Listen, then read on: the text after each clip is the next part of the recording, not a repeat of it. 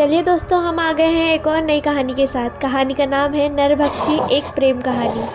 तो चलिए बढ़ते हैं कहानी की ओर। ये कहानी एक छोटे से गांव की है जहां एक नरभक्षी रहता था। लोग उसे दूर दूर से जानते थे क्योंकि वह निर्दयी और ख़तरनाक था। लेकिन उसकी एक कमज़ोरी थी, उसे इंसानों से प्यार नहीं था। वो जहां भी इंसानों को देखता उनको मारकर खा जाता। जब तक वह एक लड़की से नहीं मिला तब तक वो एक खुंखार था। गांव में एक लड़की रहती थी जिसका नाम राधिका था। राधिका का जीवन बहुत ही कठिन था। उसकी सौतेली माँ और बहन उसे बहुत तंग करती थी। वह उसे घर के सारे काम करने पर मजबूर करती और उसे कभी आराम करने नहीं देती। राधिका दिन रात मेहनत करती लेकिन फिर भी उसे दुत्कारा जाता। उसकी माँ उसे नफरत की नज़रों से देखती और बहन हमेशा उसे नीचा दिखाने का मौका खोजती। राधिका अक्सर गांव के जंगल में चली जाती जहां उसे थोड़ी शांति मिलती थी। एक दिन जब वह जंगल में रो रही थी तभी नरभक्षी ने उसे देखा। नरभक्षी का नाम था रुद्र और वह इंसानों से दूर जंगल में अकेला रहता था। जैसे ही उसने राधिका को देखा उसने अपना रूप बदलकर इंसानों का रूप धारण कर लिया और राधिका के पास आया। जो कि राधिका पहले से बहुत रोई जा रही थी, उसे देखकर नरभक्षी को उस पर दया आ गई और पहली बार उसके दिल में किसी के लिए प्रेम जाग उठा। रुद्र ने राधिका से पूछा, तुम क्यों रो रही हो? क्या तुम्हें कोई तकलीफ है? तुम्हें किसी ने मारा है? तुम मुझे बताओ, मैं तुम्हारी मदद करूंगा। राधिका ने डरते हुए जवाब दिया, मेरी सौतेली माँ और बहन मुझे बहुत सताती है। मैं यहाँ शांति ढूंढने आई थी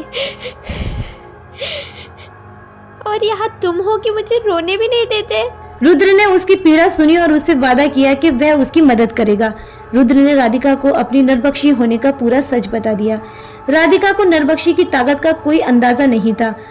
रुद्र उससे बेहद प्रेम करने लगा था। रुद्र उसके लिए कुछ भी करने के लिए तैयार था। एक रात जब राधिका की माँ और बहन उसे फिर से तंग कर रही थी, रुद्र ने उनके घर का दरवाजा तोड़ दिया। उसकी विशाल काया और भव्य रूप को देखकर सब कांप उठे। रुद्र ने उन दोनों को चेतावनी दी कि अगर उन्होंने राधिका को फिर से सताया तो वह उन्हें जिंदा खा जाएगा। डर से कांपते हुए माँ और बहन ने वादा किया कि अब राधिका को कोई भी परेशानी नहीं करेगा।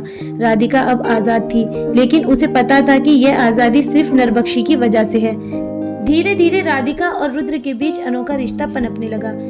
वह अब उससे डरती नहीं थी, बल्कि उसकी उपस्थिति में उसे सुरक्षा महसूस होती थी। लेकिन गांव वालों को जब इस बारे में पता चला तो उन्होंने राधिका को चेताया कि नरभक्षी पर भरोसा करना खतरे से खाली नहीं है। वे जानते थे कि नरभक्षी एक दिन अपनी भूख को काबू नहीं कर पाएगा और राधिका को भी अपना शिकार बना लेगा। राधिका के सामने अब एक कठिन फैसला था। क्या वह रुद्र पर भरोसा करके उसके साथ सुरक्षित रह सकती है या फिर उसे अपनी जान बचाने के लिए उससे दूर जाना होगा।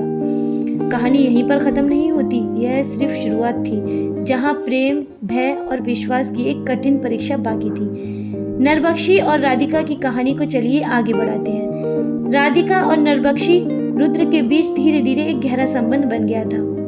रुद्र ने अपनी हिंसक प्रवृत्तियों को काबू रखते हुए राधिका के साथ अपने जीवन को बदलने का प्रयास किया। वह अब पहले जैसा निर्दयी नरभक्षी नहीं रह गया था।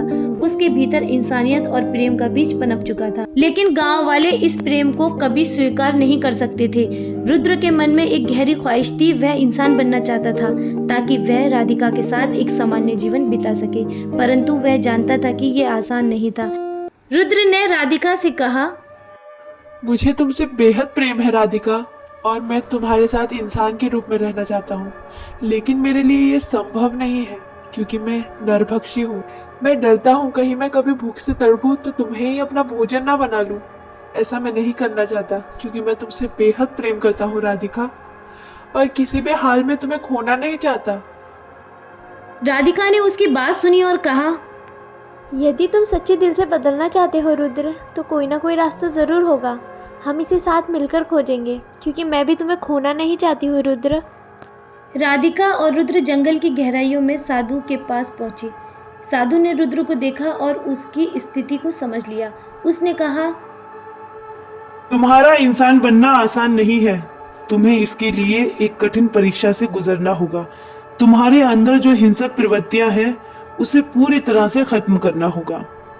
अगर तुम सच्चे दिल से बदलना चाहते हो और कभी किसी को नुकसान न पहुंचाने का संकल्प कर सको तो तुम इंसान जरूर बन सकते। साधु ने एक खास मंत्र और औषधि दी जिसे रुद्र को 7 दिनों तक लगातार सेवन करना था।